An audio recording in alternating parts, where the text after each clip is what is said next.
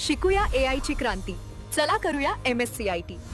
आजच नजीकच्या MSCIT केंद्रात आपला प्रवेश निश्चित करा. इस्रायल, अमेरिका आणि इराणच्या संघर्षावर भारताची भूमिका आज स्पष्ट होणार. परराष्ट्र मंत्री एस जयशंकर संसदेच्या दोन्ही सभागृहात निवेदन मांडणार.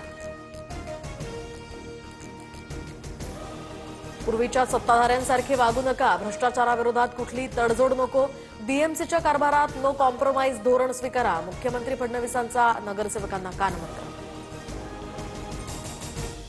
रायगडमध्ये आज मनसेचा वर्धापन दिन सोहळा. शिवरायांच्या समाधी दर्शनासाठी राज ठाकरे किल्ले रायगडावर. किल्ल्याच्या पायथ्याशी वर्धापन दिन सोहळ्याचं आयोजन. लोकसभा अध्यक्षांविरोधातील अविश्वास ठरावावर आज चर्चा होणार. लोकसभा अध्यक्ष ओम बिर्लांकडून पक्षपाती भूमिका, विरोधकांचा आरोप. नागपूरच्या एसबीएल कंपनी स्फोटातील मृतांचा आकडा 22 वर. ऑरेंज सिटी रुग्णालयामध्ये उपचारादरम्यान एका महिलेचा मृत्यू तर इतर 14 जखमी महिला कामगारांवर उपचार सुरू. महाराष्ट्राची दक्षिण काशी पैठण नगरी वारकऱ्यांनी गजबजली. संत एकनाथांच्या नाथषष्ठीला आजपासून मोठ्या उत्साहात सुरुवात. गोदावरी नदीच्या तीरावर वैष्णवांचा मेळा.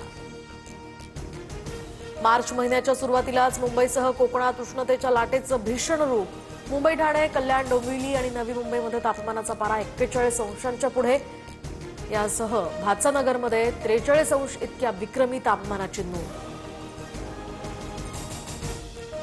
न्यूझीलंडला 96 धावांनी नमवत भारतानं सलग दुसऱ्यांदा T20 वर्ल्ड कप जिंकला. 3 वेळा T20 वर्ल्ड कप जिंकणारा भारत हा पहिलाच संघ.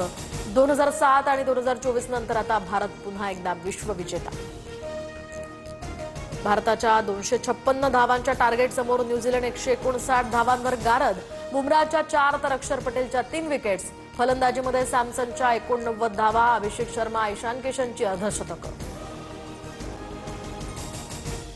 प्रत्येक भारतीयाचं हृदय अभिमानानं आणि आनंदानं भरून आलं.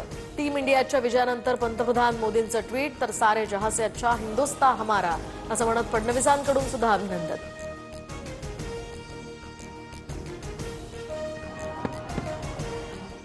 शिकूया AI ची क्रांती. चला करूया MSCIT. आजच नजीकच्या MSCIT केंद्रात आपला प्रवेश निश्चित करा.